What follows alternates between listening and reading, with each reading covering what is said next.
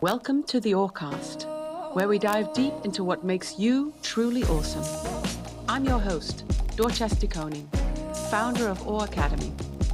In every episode, we explore the power of awe, not just as a feeling, but as a tool that transforms how we learn, grow, lead, live, and love. As each guest shares what sparks their curiosity and how they work with wonder, we connect with a deeper sense of awe. So, take a breath and get ready for some interpersonal magic. Welcome to the Orecast. Hello, Gabe. Hello. Good morning to you. Thank you. Good almost evening to you. Yes, thank you. Yeah, so I realized there's quite a big time difference, and it's always interesting to see what this does in our energy levels. And, you know, if you're a morning person or not, I don't know. But it impacts the way you show up in a meeting like this, in a call. It does, yeah. Yeah, I'm both a morning and an evening. I can go with whatever. These days I'm compelled to be a morning person, so. Okay. Yeah. So, well, I hope this Awecast recording contributes to your the greatness of the morning, the wonder and the awe of the morning. Oh, thank you. In a way. I love having these conversations in a natural way. And I invited you because I was so intrigued by the card deck that you've designed. It's called the Wild Harmonic Oracle. Mm-hmm. And I was fascinated by the word oracle because I'm a skeptic at heart. The skeptic is always alive in me. And so I'm like, oracle? Yeah, right. Nobody is an oracle. And stop this, this hullabaloo. And so I received the deck as a gift. And I started using it, and I realized it's not at all about future forecasting by some guru, and you are not the guru type at all. No. Which I love, and that's what really got me interested in how you work and how you came to design this deck, but also a little bit more about you. And so I kind of got up the courage to ask you for the Awecast, and you said yes. Absolutely, yeah. So I love here it. we are. Yeah. And I'd like to start off the conversation with, what is awe to you? How does it feel in your body? Whew. Well, just asking a question where, I want to you ask that question. And so instantly I go inward and I go to my body because you prompted the body too. And then, I want to give a good question and everything's or a good answer and everything's bubbling up and all this stuff. And just that is there's awe in that. There's like, whoa, what is this whole process? I think that there's, I love the etymology of the word awe, and I love how it goes into awesome and awful. Yes, I love that too. There's so much fun to play with that word. I loved also that you use the word wonder in cahoots with awe. It's probably the word I would be more drawn to, use on the fly for basically the same thing. Yeah.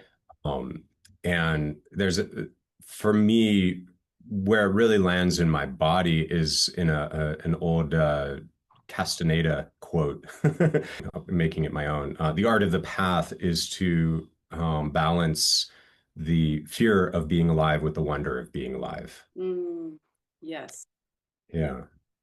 So yeah, I really acknowledge this fear as well, because it's so much a part of what makes us take courage, or what moves us into going into territories that are unknown.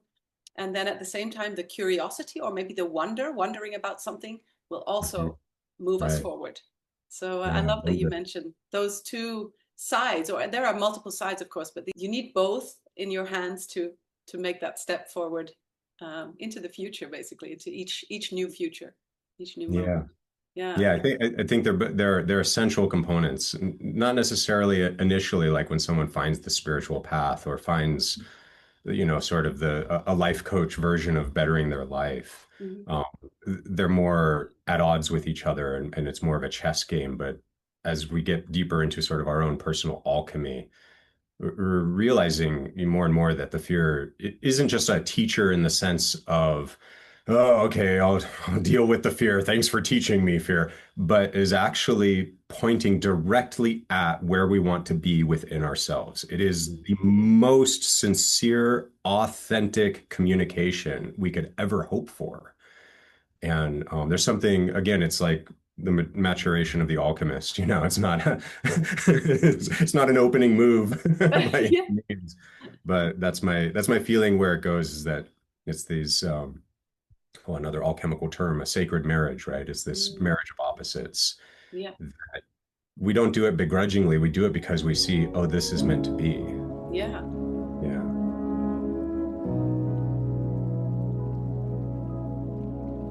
So can I make this very personal, and feel free to share what you choose to share in public? Sure. Yeah. Um, how did fear, or what kind of a fear, brought you into where you are now? How did this move you into your personal journey? Yeah, well, my biggest fear that is recurring is that I might be right about my Mm, perceptions of reality.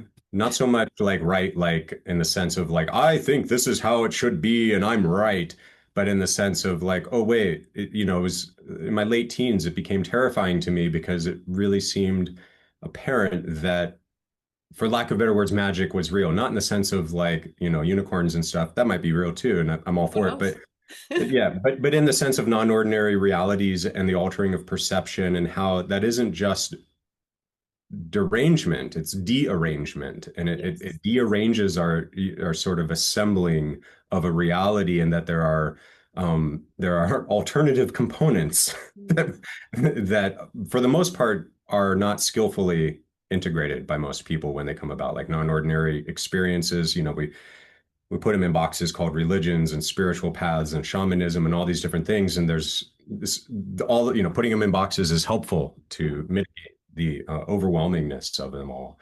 yeah. But it's that primal fear of like, wait, the world might not be true.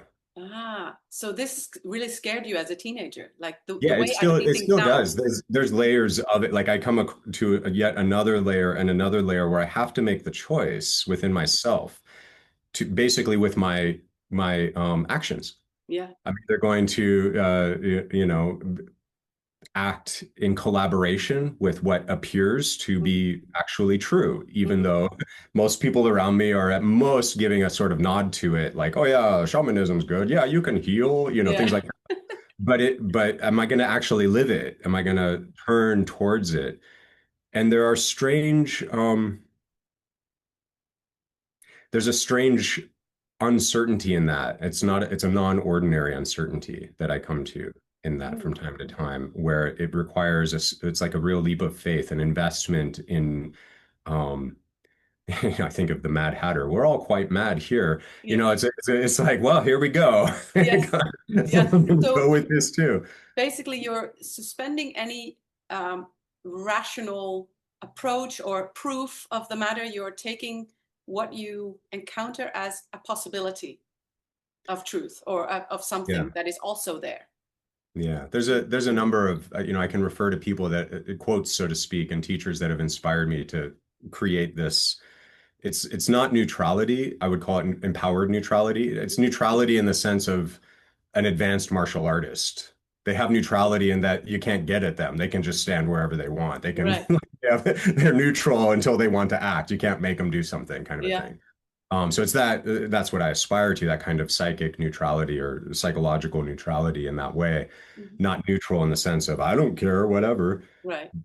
And an early quote that came to me was Nietzsche, or however he wants to say it. And he said something like, if something comes your way that you just is too overwhelming, like Mhm. is just too big of a bite, the person of power, the powerful person can put it in brackets.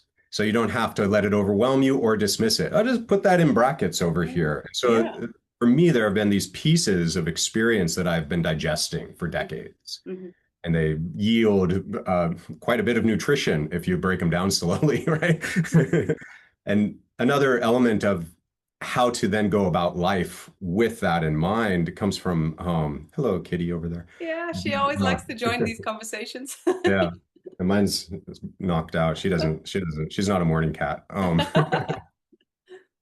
My clairvoyant teacher, Dr. Chris Lamont, he brought this concept to me of like when we're chakras and visualize this and spirit guides and stuff. He's like, It's not about belief or disbelief. Again, putting it in my own words, decades later, but basically what he was teaching is it's not belief or disbelief. Both of those are fun to play with and they both get in the way. Hmm. And that what we're aiming more for is entertaining the idea, which means we can be completely uncertain about what we're doing, but we can go into it as though, like, Yeah. I think, I'm not a philosophy scholar, but I believe the original skeptics, the school of skepticism, was more along those lines. It wasn't doubt everything unless it's proven. It was they had a healthy ability to try anything Yeah. and not really as what we call a skeptic today, not as a like, whatever, this is stupid. Why am I doing it? But Mm. as a like, okay, I don't think this is real. I'm not sure though. And you're saying it is. Tell me about it. What are chakras? Let's try the Yeah. shot. I'll visualize, like I'll Yeah. really entertain the idea, like give it a Yeah. strong. Like the questioner, questioning everything, and also every experience in that moment. What is this I am experiencing, rather than saying, is this true or is this happening? It's what is Right, it that the curiosity towards that experience. right, yeah, Yeah. And so can you share a little bit about how, as a teen, I imagine that when you have these sort of psychic, I don't know, maybe you had visions, I don't know how they came or appeared to you, but doesn't it make you feel like you might be crazy? yeah. I mean, I still feel that way, except that there's a lot of people on this side of the fence these days. And they embrace the inner crazy, right? Yeah. Yeah. Again, we're all mad here. Yes. Yeah, I would say it's better to be mad than insane, and that's kind of the choice you have to make. So you can either struggle with the stuff, or you can say, well, so I'm having these very non-ordinary experiences. They're sticking with me. They're not induced. I'm not like turning them on and off. They're just around. Yeah. So I can either resist them, and that is the natural response that we're not natural, but cultural response, I guess you could say, Mm. something natural to it. But it's trained into us to resist anything that's outside of the world, Yeah. like correlations. Yeah. And then, slowly discovering that most of my problems with these non-ordinary experiences are my resistance to them. That's where the problems are coming from. Mm. And that, a really strong image came to me at a crisis of this, where just swimming in non-ordinary perceptions and just wouldn't go away. Mm. And this image came to me of just like, going out to the desert, stripping down, lying in a circle of stones and saying, fine, go at it. And the moment that image came to me, it gives me tears. Mm. The crisis went away. It was like instant. I was like, Wow. oh, I stopped resisting. Wait a Wow. second, this whole thing is my resistance to it. Yes. And there Yes. actually isn't anything there Mm. if I'm not resisting it. It was just Right. an experience that comes and goes, and there's no object. I'm objectifying it. Yes. I'm making it solid and then hitting it. Yeah. You're And meeting being it. like, You're, ow. yeah. Yeah. Yeah. So, and inviting the meeting with that, the thing you had constructed, or maybe that you had begun to believe that was Yeah, there. once I can surrender to simply just like, okay, not more of, nothing's ever perfect, but more non-resistance, Yeah. going back to non-resistance again and again and cultivating that, then that actually gives me the space to sit at the table and be like, so what's up with you? What Yeah. is this weird thing that you're showing me? What's this non-ordinary experience? And like an actual investigation. Hmm. So like our problem with any situation is the most preliminary aspect of it. It's important because Yeah. it signals to us there's a problem. But as long as we keep it as a problem, we're resisting it, and that's keeping it preliminary. There's no Yeah. solution pending at that point. Yeah. So you're keeping it stuck. Is that what you're saying? Yeah, you're Yeah. objectifying it. You're Yeah. you're insisting it is an object, and that you're banging your head against it, and that is its fault somehow. Right. And it's all perceptual. And it's not to say there aren't practical. If someone's punching me in the face, I'm going to try to stop them. There are practical, objective, problems that Thank need goodness. resistance-oriented solutions, right? Yeah. But Yeah.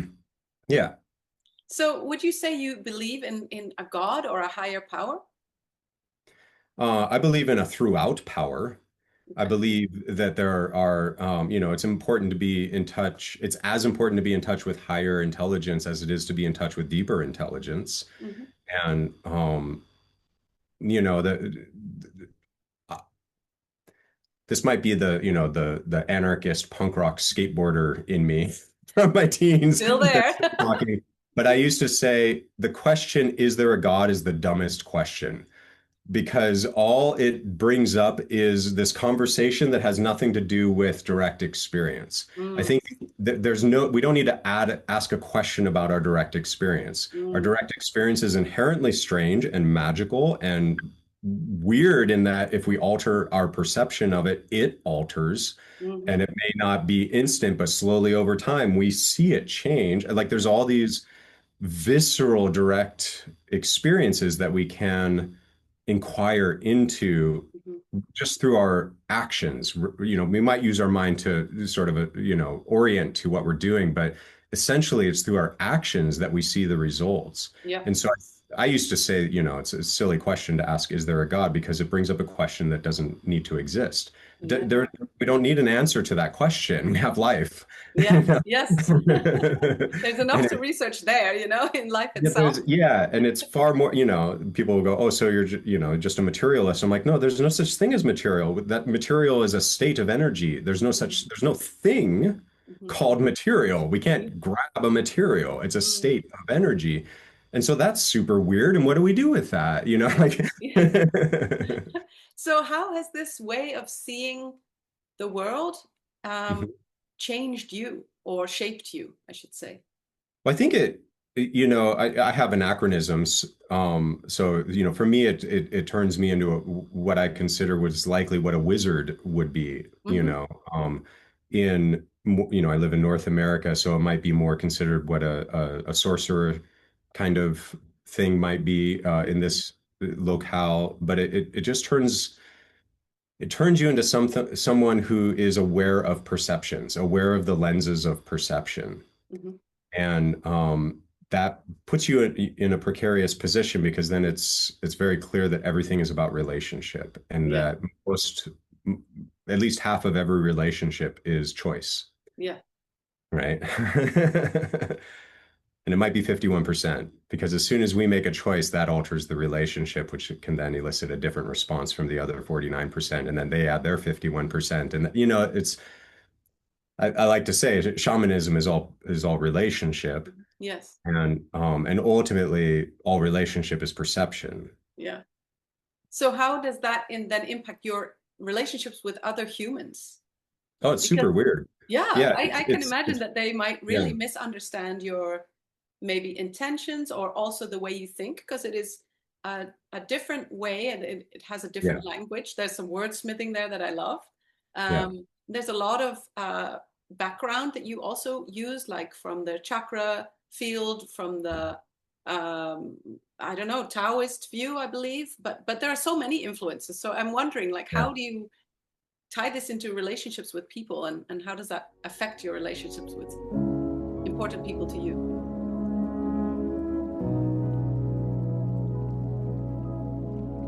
Well, I love it when any gathering of people, when the conversation gets interesting and mystical. Yeah. To that point, I'm usually really bored. But I love that. You're so blunt about it.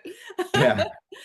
So, I spend my time instead of being bored, I observe relational spaces Yeah. and reactions and things like that. But you can't get too analytical in that and like start projecting on people. So it's like, oh, can we just go move around or something else other than talk about the weather? Yeah. But yeah, it alters the relational space a lot. I feel like, the closer someone is to me in that I'm more like I'll just say what I have to say, in an interaction because they're used to it. Yeah. um, in a lot of ways, the less they hang out with me because they're Mm. like, I need to be ready for that interaction on Right. some. Yeah. And I don't think of it that way. Like I'm not trying to be like, oh, I'm deep and profound. I'm like, no, don't you see this? Like, isn't Mm. that cool? Hmm. And So it's and so urgent within you, like this it's message. so urgent Yeah. within me to Yeah. speak to the hidden and the unspoken, and to Mhm. speak to the polarities that Yeah. are inherent within almost everything that we speak to. Yeah. Because we're not like as long as we're talking on one side of a polarization, we're not actually talking about anything, Hmm. right? We're leaving out the relationship entirely. We're just Yes. talking the objectification. Yes. So, like, as soon as someone's really interested in having a conversation about a topic and they want to know what I think, I'm always, almost always, contrary around something. But it's not to be contrary. I don't Yeah. thrive in contrarianism. In fact, I halt myself continuously and find a subtler way of Mm. working with the contrary energies that someone is, sort of like, you know, smashing around the china shop with. Yeah. I love the image as well. So Yeah. would you say contrary conversation is also shadow? Is shadow work? Well, yeah, so a shadow is just the light denied, Hmm. right? And so it's just that, like, there's a you know an object, the sunlight is shining over here is a shadow. Hmm. That's all it is. Hmm. That's just it. It's just a place where the light has hit an object and Yeah. hit an objectification. It's Yes. hit something solid that it has to, like, navigate around or whatever. Yeah. And so for me, that my understanding of what shadow work is just looking at our objectifications. Mm. And I think that while shadow work it's vital, it's important, but it can also become an indulgence as well. It's like, there's like the New Age movement indulges in the light and avoids the shadow. And the occult movement, or even the soul work movement, or the, we're getting real with it movement, which I love them both, don't get me wrong. But they indulge in the shadow Mm-hmm. and turn away from anything in light, like energy work. But light workers, you're stupid, and get away from me with that. And then you find the people that aren't talking about anything are usually made of both, right? Yeah. Yeah. So but the shadow work, because it's ultimately a part of us. The problem with shadow work is that we've objectified the work itself, Hmm. which the work of shadow work is to de-objectify things to a Yeah. large degree. Yeah. And so to objectify it as shadow work, I'm being contrary to your suggestion right now, right? Mhm. But it's ultimately because I feel like what we want to do is, what's the word? Enlist the Mhm. shadow. We Mhm. want to fund a relationship with our shadow sides, our shadow beings, our shadow whatever, our shadow aspects. We want to cultivate enough space that we're not polarized to them, and so we can see what their intelligence is, because these shadows are like, um, you've probably heard me say before that they're like our James Bond. Mhm. The shadow operates in worlds that we don't want to operate in, but they know everything about it. And so Right. they can help us perceive deeper into what's going on. Hmm. Just inherently having a shadow and saying, join the team and tell us what you know. Like Yeah.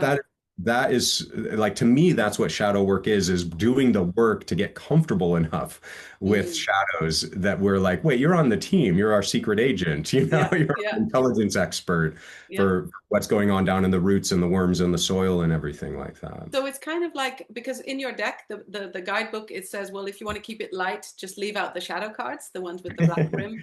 And so at first, when I was getting to know the deck a little bit, I thought, oh, let's not go straight into shadow stuff. But Mhm. now that you say it like this, it is so much a part of the whole. You Yeah, cannot leave the shadow cards out. So now I have them in there all the time. great. But it's interesting that you say that actually these shadows are part of the team. I've Yeah, never heard it being coined that way. So that's a really interesting insight to me, to not consider it only work on the dark side, but to yeah, see it as part of you, as a part of the being yeah. human and being alive on this planet. Yeah. Yeah, I mean, we have issues with anger, we have issues with sorrow and grief, we have issues with shame. Before we have issues with them, they're just signals. They're Yeah. intelligence Yeah. rising. Yes. And so, all of these things that we have basically villainized or demonized, simply because of the amount of momentum of misbehavior that we give them, that we've been trained into giving them, and the lack of holding from Hmm. a village or a culture or a community. Right. But there's no one around that's like, yes, we understand emotions, and there are Mm. 300 of us. Welcome, young child. Right. Like, no one gets that. Everyone Yeah. just is like, hey, welcome to the passive aggressive sociopathic narcissism cult. Well, yeah. It may not look like I'm going to physically hit you, but you're going to get smacked around one way or another. Yeah. Everyone gets raised being hit, Yeah. one way or another. And Mm. if we were raised in a different way, in an initiated culture where we're not having to do shadow work because we're initiated, Mm-hmm. right? It's just part of our upbringing, and it isn't like when we're initiated, it isn't the first time that's ever happened to a human. That's how it Yeah. always feels to us these days. We're like, oh, this is initiation. But if we had been raised by 300 people that were Yeah. raised by 300 people for thousands and thousands and thousands of years, Yeah. it wouldn't be like, oh, shadow work. What do we do? You know, I need to Right. work on So myself. it Yeah. almost seems like it's a new thing now, where Yeah. it's actually ancient. It's so ancient. And all it is just untended energy. Like I said, Yeah. it's the light denied. So it's energy that is it's aspects of self that we're in denial of, Yeah. active, likely unconscious, but participatorial, denial of them. And it's that denial, it's that resistance Right. Yeah. is causing most of the problem. Yeah. And so, like, most shadow work is really just band-aids, and I'm all for first aid. Please do it. I'd rather live in a world that's band-aided together than live in a world where it's just wounds everywhere. Hmm. Yeah. Like, please do whatever we can to, get us through this Yeah. passage. But Hmm.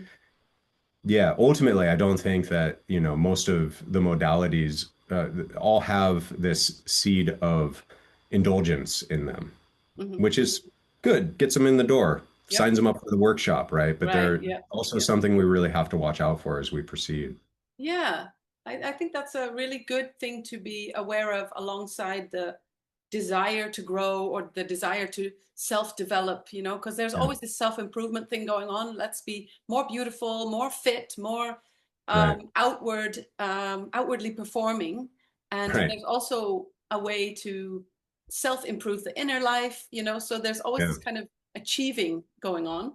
Um, and I think the beauty of it is the beauty of what you say is that um, let's meet with all that we are and not yeah, just the achiever within us, or the one that wants to get accoladed for whatever we've done, whatever we've achieved. yeah. Yeah.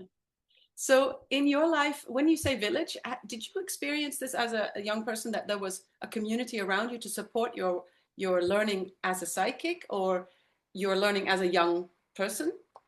Well, I would say I didn't, but I had more than most. I had glimpses and aspects of it. I was Mhm. raised largely by my mom and her three sisters. All of them had somewhat new age and self-help and witchcraft and, different aspects with different ones. Mhm. And none of them were like ravenous about it or dogmatic about it. They were all just like, yeah, that's cool stuff, and yeah, I do this, and Yeah. so I just grew up feeling like, yeah, that's cool stuff, I do Yeah. this. Nice. Yeah. Yeah. So was there also an initiation for you into stepping into that role? Because I imagine, like, if you say to people out in the open, I'm a psychic, well, it can be perceived in different ways. And I think for some, it might be really quite a shock to call yourself that. So I Yeah, wonder how that was for you. I don't really call myself anything. I mean, Okay. psychic just means of the soul. Yeah. And so if I'm happy to say I'm a psychic, but then, if I'm giving a talk or something and I use the word, I have to clarify which version of it I'm using and all that Yeah. stuff. And all of that is concessions, Mhm. like conscientious concessions made to the differences of linguistics and experience. Yeah. And so that's all good. But for myself, every time I do a podcast, someone's like, "So what do you like to be called?" Or Yeah. and I'm always like, "I don't care. I'm just Just a Gabe. human being. Yeah, I'm just wandering around here. Yeah. I need a title. I wasn't aware it was that official. Right. Um, Yeah. but yeah, I mean, there's ongoing stuff, and a lot of it, like through the early 2000s, I dove deep into like witchcraft because I had been very Eastern oriented. That's the stuff that initially came to me. And I was like, what happened to the West? I was like, oh, they burned them all at the stake. Yeah. What was there before it? And most people that were around me they were either like, there's no such thing as traditional witchcraft. It was all destroyed, or it's all just made up now and it didn't ever actually exist. And there's all these different things.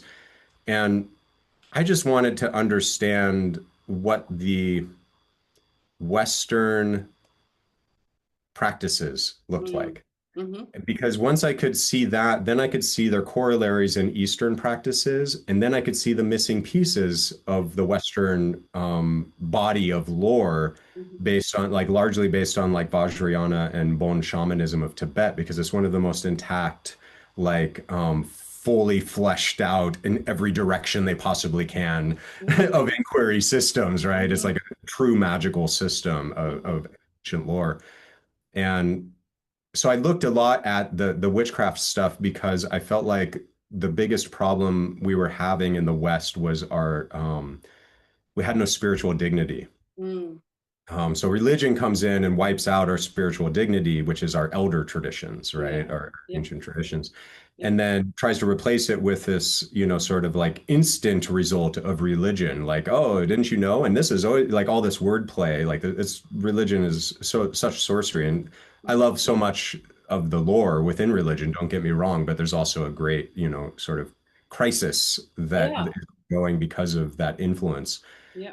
And I was like, oh, the Westerner doesn't feel connected to the earth, doesn't feel connected to the elders, doesn't feel like we've lost our spiritual dignity. Yeah. So I initially was like, oh, the witchcraft is where is at. We need a revival and so Yeah. forth.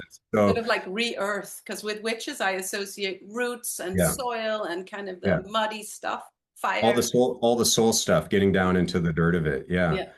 And of course, that's a big part of like who I am and my exploration and my sentiments. But ultimately, I came to understand that I don't think identity is our issue. I think Mm. identity is our issue, right?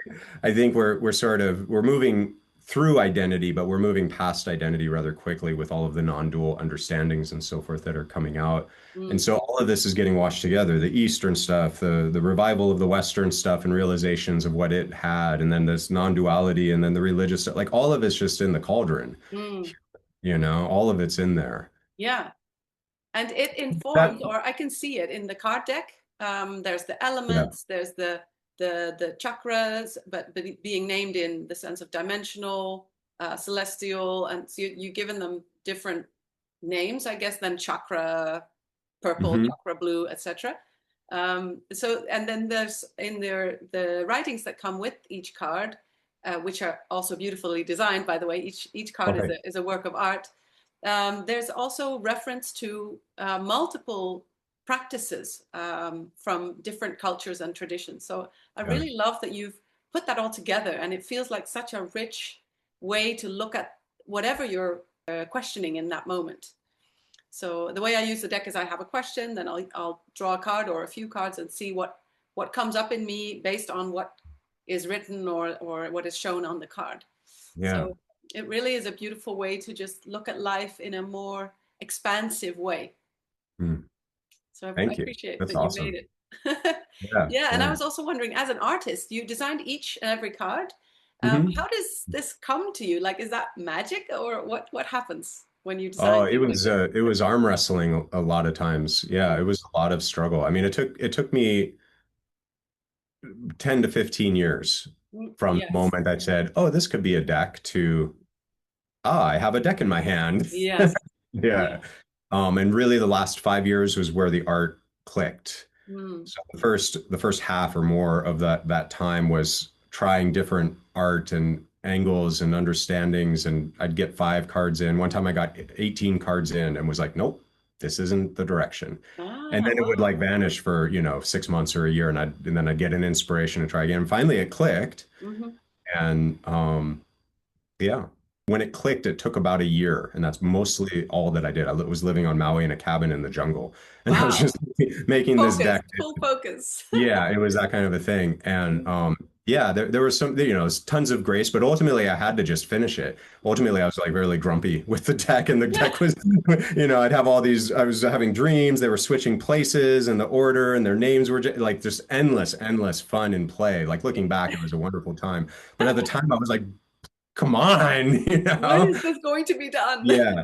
Yeah. And there were a lot of there's so many non-ordinary experiences, and a lot of, I was doing a lot of ceremonial magic practices, magic circles and things like that at the time, and communing, with beings and so forth. And there was a lot of like little quests. They'd be like, well, you need to get in touch with this group for this set of cards and to add their element to it and stuff. And I was like, okay.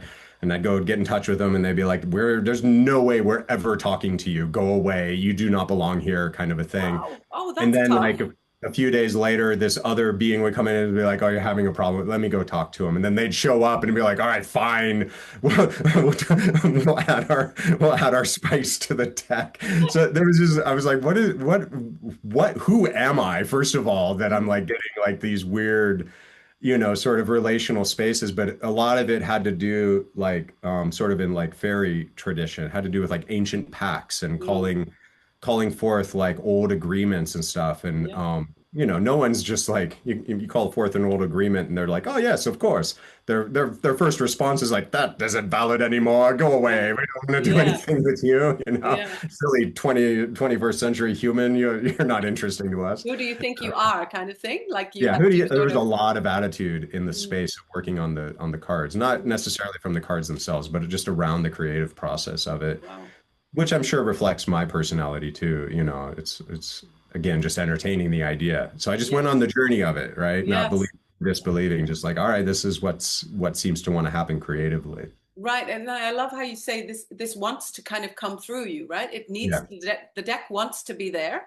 yeah, 15 years down the line, it's finally in right. your hands. And then you felt this responsibility to bring it forth.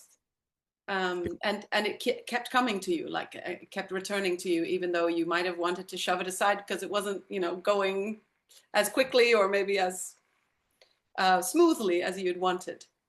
Yeah, I mean I mean all I wanted to do was work on it. I was obsessed with it. I was Okay. always pondering it. People would say things in conversation of like, "I have a card for that." I said that for years and years and years, because it was just me piecing together the relevance of the cards. Yeah. Because I would come up with a card and be like, "Well, this makes sense to me."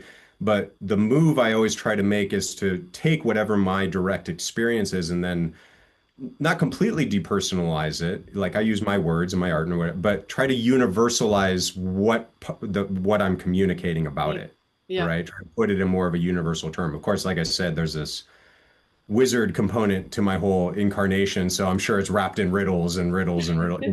I'm sure I'm not being as direct as most people would like me to be, but Well, they can always contact you somehow to ask for explanation, right? Or they can, they really they can can. get more Yeah. questions. I get emails where people drew a card and they're like, "These two made sense. What is even this one?" Yeah. Mm, yeah. So in your daily life, how does your wizardry, what does it look like right now in terms of how you spend your days? When it clicks.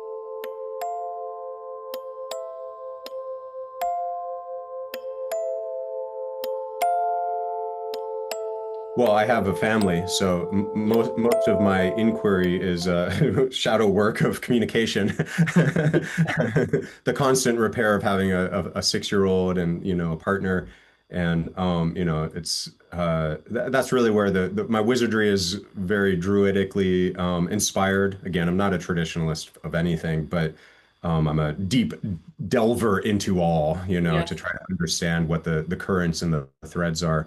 Yeah. And so there's a nature component to everything. And from what I can tell, nature is not actually growing. That's a secondary thing. What nature is always doing is repairing. Yeah. So family life and which includes both the emotional spaces and the communication spaces, but also the financial spaces of keeping it all going and the Yeah.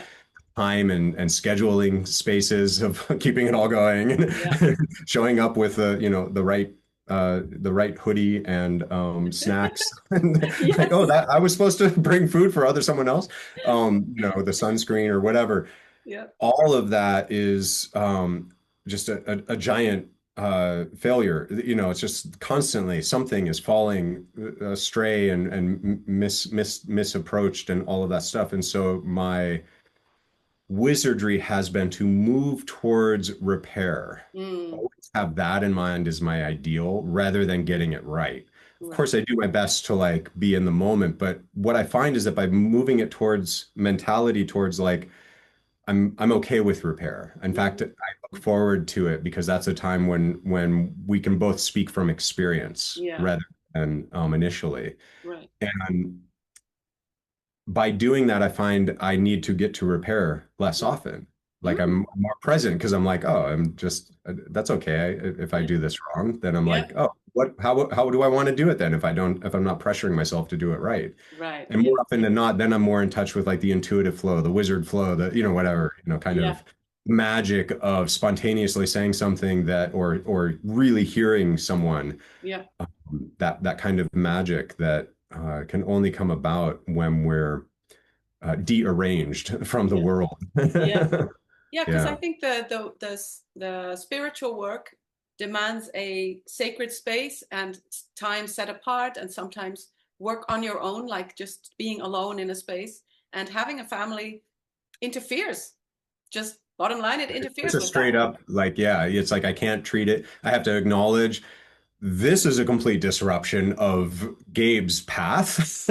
Yes. And no, it's not. Gabe's path is now a disruption Yeah, Gabe's path is of this. everything I Right. thought it was Yeah. before, right? Yeah. Like, because we can't take that, like I think it's going around a lot. People, to talk about it in social media. You have to be really careful not to get into a place where you're resenting your children. I Mm. mean, maybe if they turn 20 and they disown you, I might be a little resentful. But Yes. like they're 5. Like Yeah. they're just mimicking. They're not coming up with any of this. They have their own unique expression and versions of it. Yeah. But everything, like I can trace all of the behavior of my son that I have problems with, that I Yeah. struggle with, to like exact moments where I demonstrated it or my wife demonstrated it. Yes.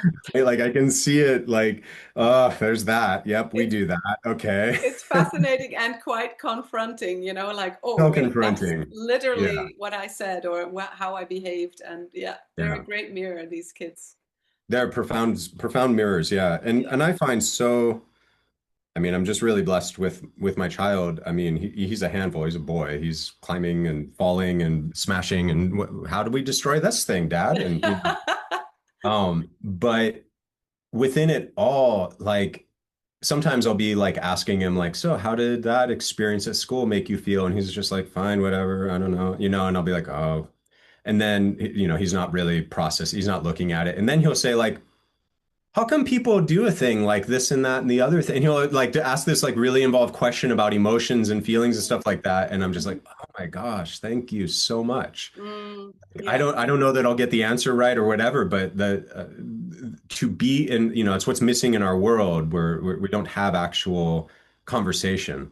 Hmm. We don't have you can't get to an accord through engagement. Mm. You can only get to an accord through participation, and the world is emphasizing engagement. But what I want, like in my classes and stuff, I don't want engagement. I'm not trying to, inspire someone with a social media post. Hmm. Like I want participation. I want Yeah. someone to sincerely be interested in what I'm doing and bring their own thing to it Yeah. and participate, Yeah. Yeah. So And when like I see that a in a full kid, presence is what you yeah. mean, I think. Yeah. Yeah. Yeah, just presence, presence of mind and sincerity of attendance. Yeah. So that's also a beautiful thing. The most beautiful thing I would say that we can offer to one another is presence.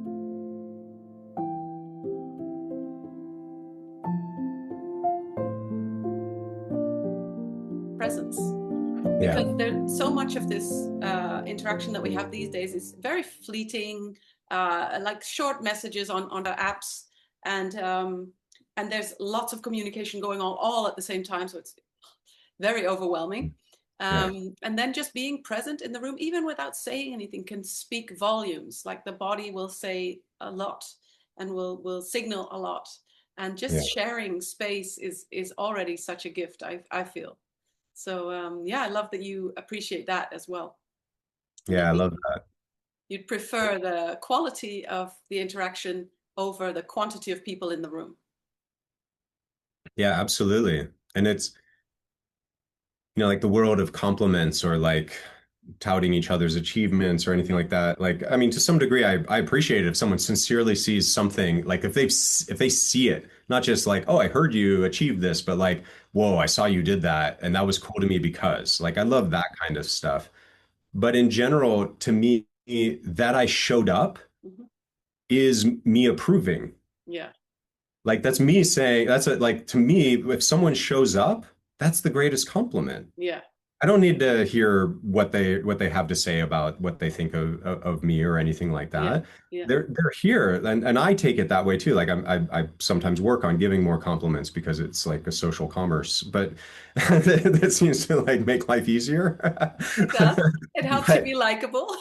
yeah, it helps people remember you. But it's just like I sincerely feel, and that I should. This is my life. This is my time. This is my blood. This is my energy. I Yeah, have chosen this. yeah, Like, how could we interpret that otherwise? How yeah, could we interpret that as something that there is a more of a compliment or more of a qualification or a verification yeah, of you yeah, that the other person is there? Like mhm, that's that presence. It's yeah, that. And so to me, like you're saying, if we, I think, what I'm hearing is like as we sink in more and more to that, like then that just becomes so much more of the gift, even if yeah, it's just silence. Yeah. yeah, absolutely. You won't get a lot of silence around me, but that's because you put a microphone in front of me. And I've invited you to talk, so You I'm invited me glad to, you keep you're asking me doing it. questions. I'm like, yeah, I got answers. No one wants to talk to me. Let's talk. And so, to give you another opportunity to speak up, I would love to ask you, what is it you could give the listeners that they can chew on for a bit?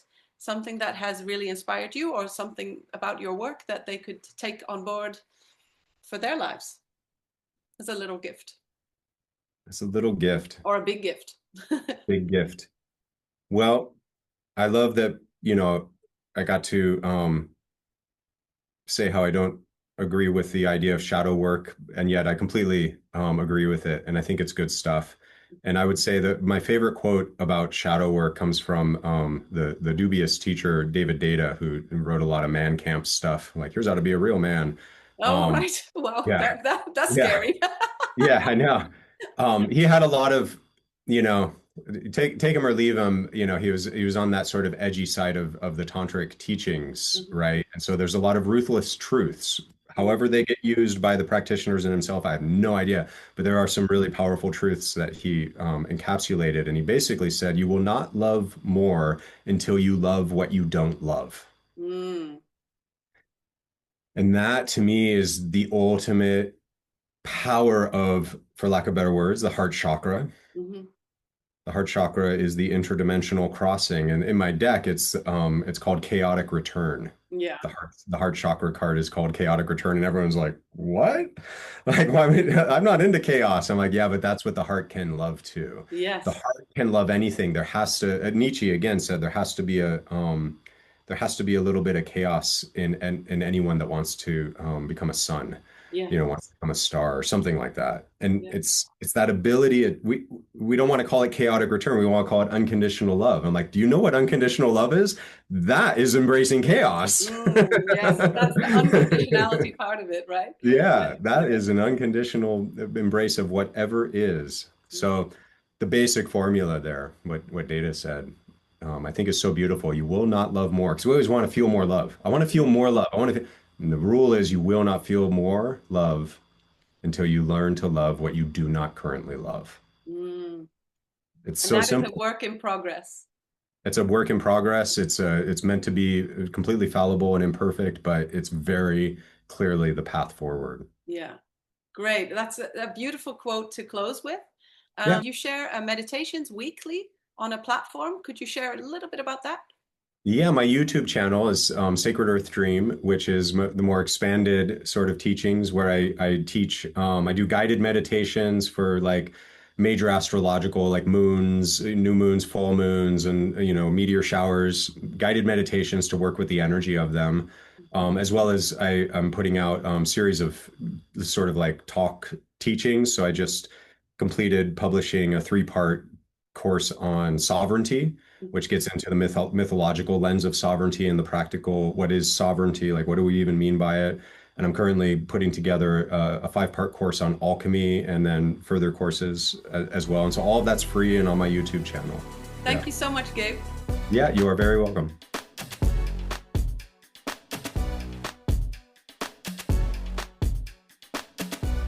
And it's a wrap. Thank you very much for listening to the Orecast today. My name is Dorchester Koning. I'm the founder of O Academy, a center for professional and personal development through training outdoors and with art. If you're interested to know more, look me up on oracademy.live.